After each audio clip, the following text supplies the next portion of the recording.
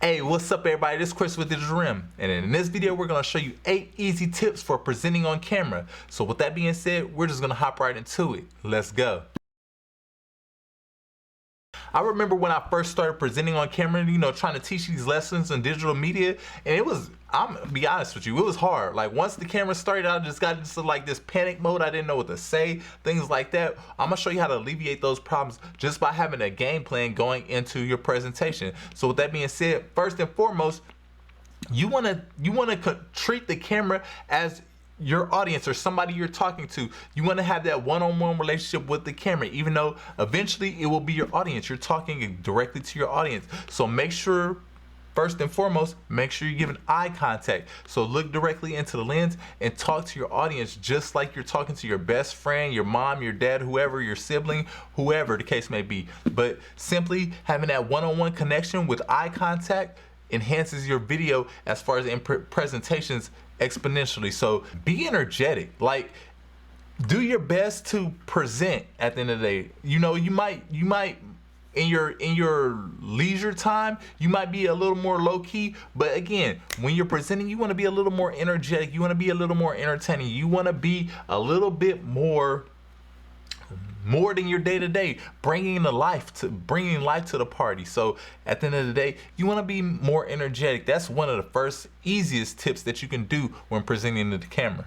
Step number 2, smile. It's simple as that, smile. Even when you're out in public and if you just crack a smile or something like that, it puts people in a better mood. It makes people feel better. So just simply smiling on camera, letting the experience be enjoyable, because again, this is like a one-on-one situation. If you're talking to someone one-on-one, and you're trying to, make it favorable to, a favorable situation where both of y'all are enjoying the time, more than likely, y'all both gonna smile at each other. Y'all both gonna, talk, have a little more energy when you're talking and things like that. So with that being said, smile. It's a simple tip. Step number 3, relaxed and straight. I kind of labeled this relaxed and straight, but it simply is just saying like relax your shoulders, but have straight posture. Just relax your shoulders, have straight posture. You don't want to be slouched down. You don't want to be doing, you want to just be relaxed and straight. So straighten up your back and relax your shoulders and just, use your hand gestures and things like that. So relaxed and straight. Make your audience comfortable. Step number 4, this is super easy overlooking. This is a super gem for a lot of people out there. So if anything you catch on this video, this is one thing that I want you to definitely take away. Step number 4, check your frame. Check your frame. Check your frame. Use your iPod, check your frame to make sure you stabilize your shot and make sure it's in frame and you set up your composition. But with that being said, checking that headspace, making sure that headspace is like, right, if you want to call this the upper thirds, right in the upper thirds, but you're not going off. And then when you practice to see if you can get out of that headspace. You don't want your head to be cut off at the top. I could barely even reach that right now because I set my headspace, but you don't want your head to be cut off when you're in the middle of your gestures or, talking or things like that. But you also don't want your head to be way down here because again, you have all of this extra headspace. And again, it doesn't look as bad because I kind of tilted down, so it really doesn't look as bad. But again, just imagine if this was tilted up and I had a lot more headspace. Just fill up the frame at the end of the day. Create your composition. Make sure you have the headspace. It doesn't get cut off. Go as far as to the top as you can go. But again, fill your frame up and then, keep it like that. Check your frame.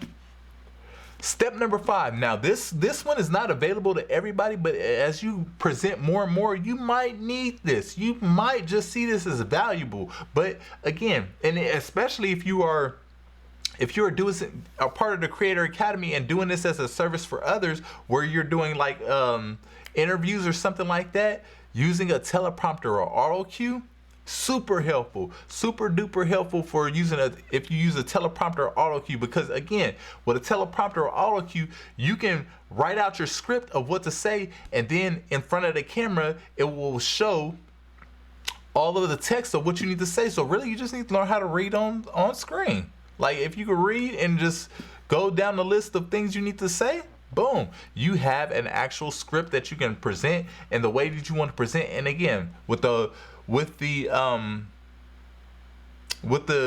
teleprompter, you can speed it up or slow it down or have it at a certain speed. So again, one of those things that are easily overlooked, especially if you're presenting a lot. So teleprompter or auto cue, super helpful for anybody presenting in front of the camera. Because again, unlike right now, unlike most of my videos, I kind of go off the cuff, go off the top of my head of kind of what I want to say, because I feel I have a good grasp of what I want to say. But at the same time, some things you want to have scripted out and get a lot more clear, a lot more concise, and a lot more to the point. So again, teleprompter and auto cue can help you with that. So teleprompter and auto cue, don't overlook it.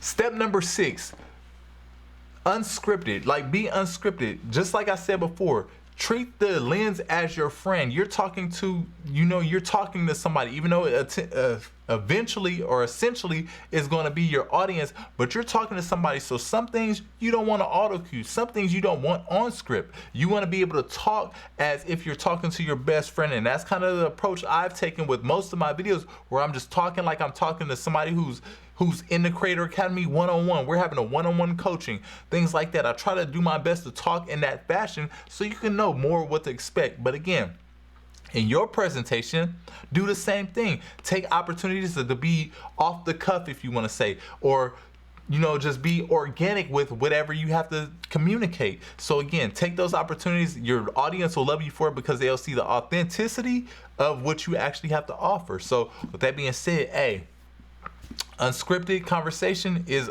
a good key to kind of keeping your pocket. Like, make sure you turn that on, turn that off when necessary. Now here's a tip for with the unscripted talk. If you are doing let's say you're doing the auto cue or the teleprompter, you can use the teleprompter or a PowerPoint, whatever the case whatever you want to do, just to cover the talking points. So you can have your teleprompter or whatever just pull up your talking points and you talk on the cuff or unscripted on those talking points.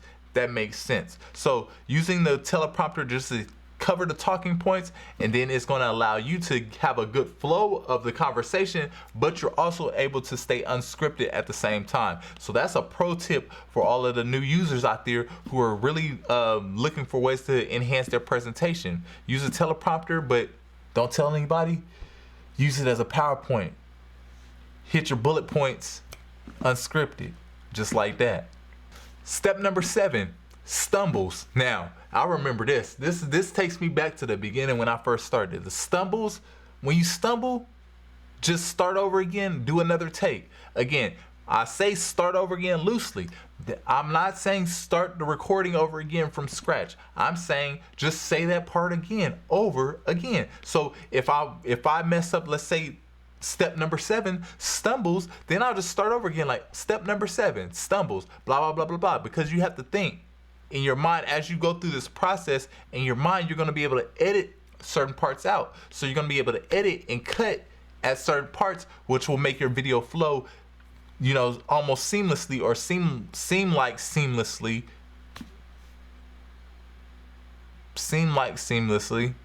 That sound right? Yeah, seem like seamlessly is a little tongue twister, but at the same time, like, stumbles, don't cut them out. And I'm not going to even cut that out, like seem like seamlessly. I think that's kind of a funny moment. And some of these you want to keep your stumbles and keep those things because it makes you comes off as personable, or that you're human just like everybody else. So again, some stumbles you want to keep, but don't get so flustered. I've had this, I've experienced this where you get so flustered that you just want to start the recording over again. Try to avoid that. Just start over at a certain point and then continue on, and then you can always edit out later.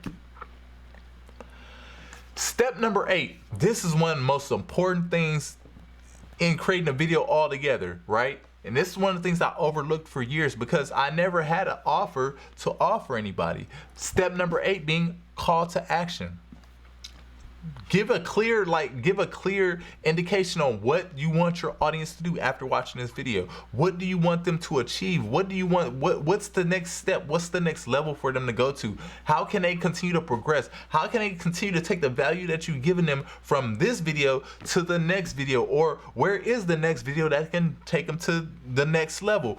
And nurture them along that journey. I never had a call to action. It's like kind of like video, and hopefully everybody be able to connect the dots on the videos. But with that being said, my call to action for this video is make sure you join the Creator Academy at digitalrem.com. That's digitalrem.com. Join the Creator Academy where you learn processes and techniques just like this, but not only an overview or if you want to say in theory of how to present these things, we're actually also doing it on the desktop. You're able to see it actually happen live on the screen. So you learn all these different tips and tricks and techniques as far as creating digital media content at the Creator Academy. So make sure you go to digitalrem.com and sign up on the waitlist for the Creator Academy today. But with that being said, step number 8, that's 6. Step number 8, like I said, is call to action. Make sure you have a call to action at the end of your video. You're creating a video because you want that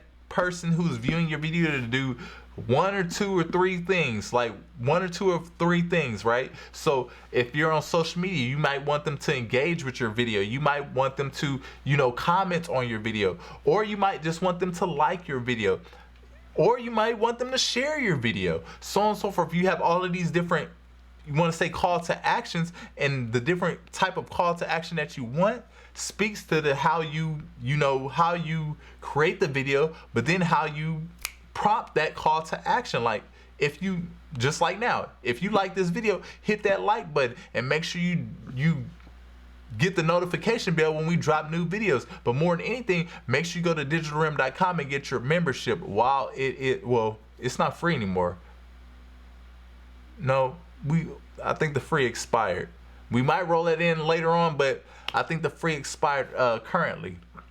But with that being said, make sure you go to digitalrem.com and just get your membership, your basic membership, and that is free. So again, the Creator Academy is not, but the basic membership where you'll get notifications of what's going on with Digital Rem and all the latest drops, things like that, it's free. So make sure you go do that.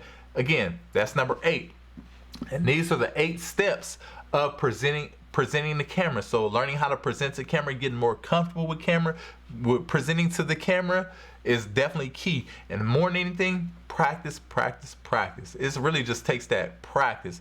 Continue to practice. I again know of people, and I still know of many people who are like, man, I can get in front of the camera, but I don't know what to say. I don't know how to create content. Well, creating content is just living day by day and just sharing your experience. So again, if I read a book today, I might share what I read in a book. And again, even sharing that, even in the practice of doing that, you'll start to become a better presenter all around. So with that being said, I hope you enjoyed this video. I hope you do that one thing that takes you closer to your goals. Like I always say, all y'all have a blessed day. Later, y'all. Peace.